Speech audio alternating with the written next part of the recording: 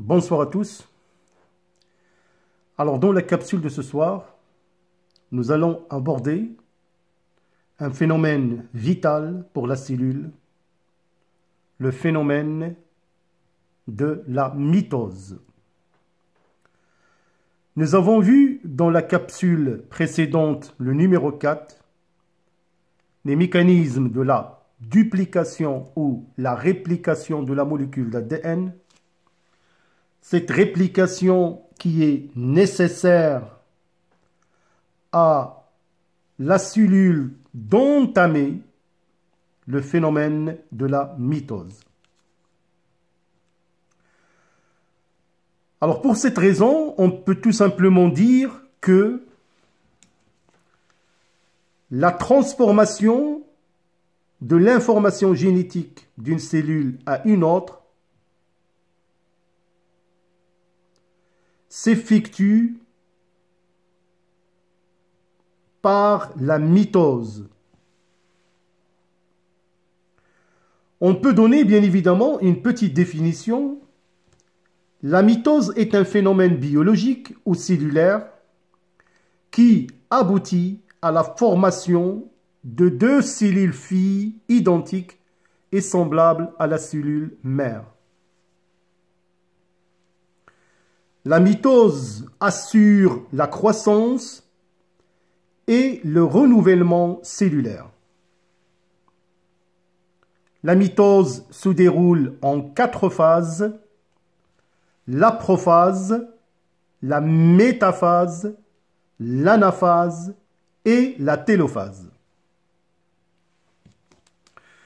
Alors il faut toujours rappeler, bien évidemment, qu'en interphase, avant que la cellule entre en mitose, il faut que la molécule d'ADN soit dédoublée selon un mode semi-conservatif pour donner 2 molécules d'ADN identiques, ce qui assure le transfert de l'information génétique d'une manière conservatrice de la cellule mère aux 2 cellules filles qui vont résulter de la mitose.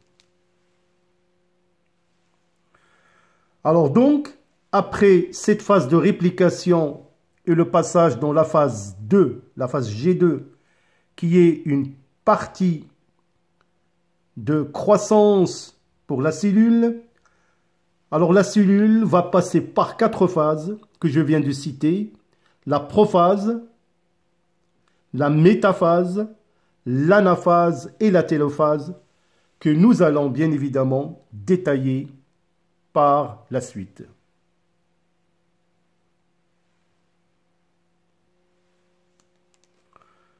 Alors, les schémas suivants nous montrent des cellules en mitose dans des phases différentes. On peut parfaitement faire un petit schéma correspondant à ce schéma qui correspond à la prophase. Celui-là correspond à la métaphase, l'autre à l'anaphase et le dernier à la télophase. Alors maintenant, nous allons prendre chaque phase à part et nous allons bien évidemment la décrire. Alors, au cours de la prophase, on peut parfaitement noter les différences observées au niveau de la cellule. Alors, tout d'abord, disparition du nucléole et de la membrane nucléaire. Condensation de la chromatine qui se transforme en chromosome fissuré longitudinalement en 2 chromatides réunies par un centromère. Apparition d'un fuseau achromatique ou mitotique et les astères. Alors vous pouvez parfaitement voir pendant ce stade-là, comme je vous ai dit, disparition du nucléole, de la membrane nucléaire, apparition de 2 astres, ou plutôt astères, avec un fuseau mitotique. On peut observer bien évidemment des chromosomes fissurés.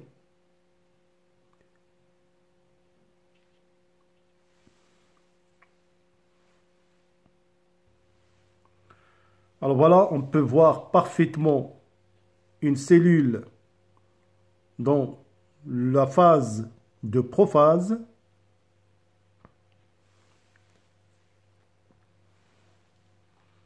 Donc on peut parfaitement voir l'individualisation, c'est-à-dire les chromosomes qui se condensent de plus en plus et apparaissent, disparition de la membrane nucléaire, apparition des deux astères, avec la formation en cours du fuseau mitotique. Alors donc, là je vous présente une petite animation qui va vous montrer une cellule au début de la prophase.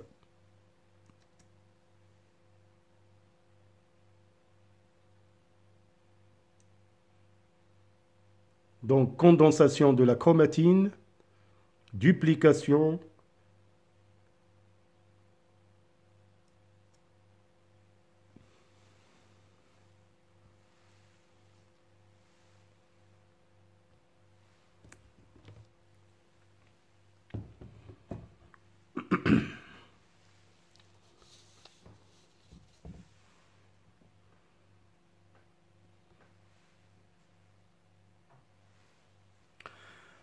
après la phase de la prophase vient la phase métaphase.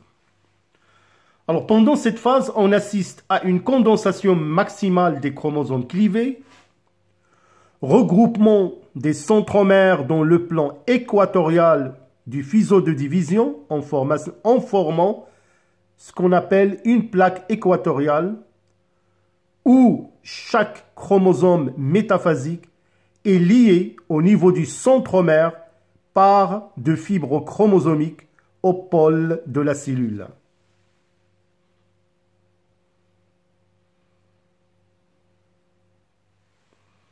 Alors donc, comme j'ai dit, au stade métaphasique, les chromosomes se placent en formant ce qu'on appelle la plaque équatoriale.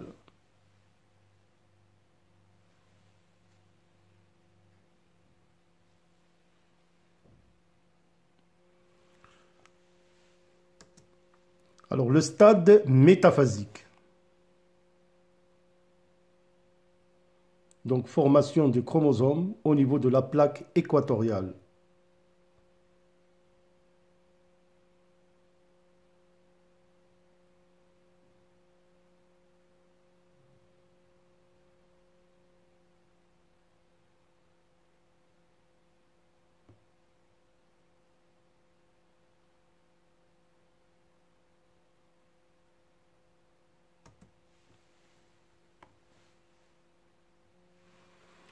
Notez bien que avant de passer au stade anaphase, que les chromosomes constituent la plaque équatoriale, et notez que la condensation des chromosomes est à son état maximal au stade métaphasique.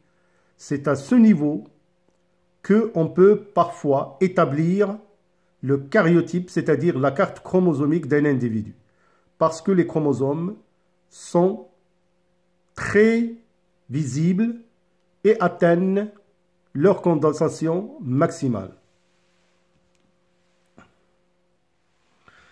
Alors pour le stade de l'anaphase, qu'est-ce qu'on remarque? La contraction des fibres chromosomiques clivées au niveau du centromère, séparation des deux chromatides de chaque chromosome fissuré, migration de deux lots de chromosomes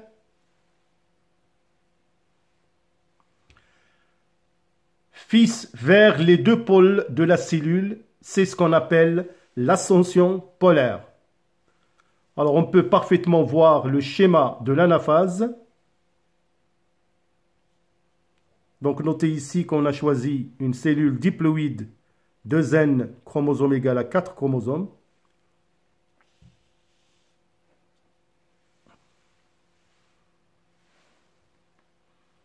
Alors, on peut parfaitement voir deux lots de chromosomes vers le deux pôles de la cellule, c'est l'ascension polaire.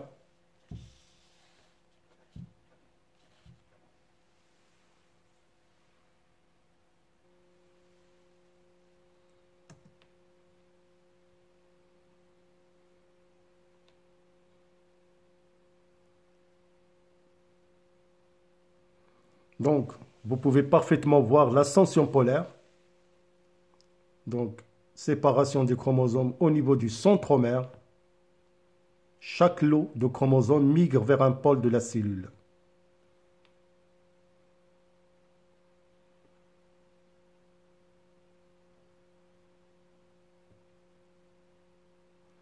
La télophase.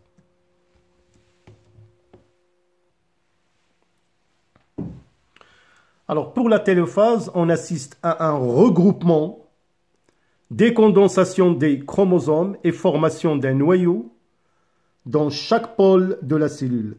Disparition du fuseau mitotique et division du cytoplasme, c'est ce qu'on appelle la cytodirèse, entre les deux noyaux. Formation de deux cellules filles identiques. Alors, je vous présente quelques schémas représentant la télophase. Vous pouvez parfaitement voir la reconstitution de la membrane nucléaire, l'apparition du nucléole, la décondensation des chromosomes en chromatine et bien évidemment l'étranglement équatorial qui va permettre de donner deux cellules filles. Alors cet étranglement équatorial concerne bien évidemment les cellules animales. Donc vous pouvez parfaitement voir ici donc, le phénomène qui est bien visible.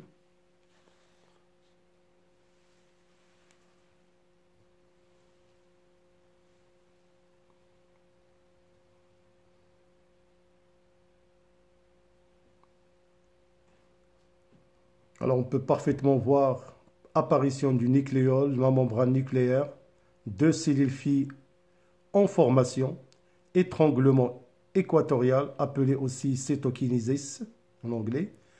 Alors donc on obtient deux cellules filles identiques à la cellule mère. Donc cet étranglement, comme j'ai dit, concerne les cellules animales. Nous allons voir bien évidemment concernant la cellule végétale. Le processus est pratiquement le même, mais au niveau de la télophase, au niveau des cellules végétales, on peut parfaitement voir donc formation d'une paroi cellulosique qui va diviser la cellule végétale en deux pour former deux cellules filles. Nous verrons par la suite bien évidemment les différences de mitose. Nous verrons la différence qui caractérise bien évidemment la division chez une cellule végétale et animale. Mais notez grosso modo que pour la cellule animale ou végétale, le processus est le même, sauf, comme vous venez de remarquer, au niveau de la télophase, on assiste bien évidemment à la formation d'une paroi cellulosique qui va donner deux cellules filles. Nous verrons bien évidemment que au cours de la prophase, il n'y a pas des astères, il y a ce qu'on appelle une calotte polaire qui caractérise la cellule végétale en mitose. Alors voilà donc le processus de la mitose. Alors je vous laisse le processus de la mitose en intégralité, donc les quatre phases, pour savoir le mécanisme, comment se passe dans sa globalité.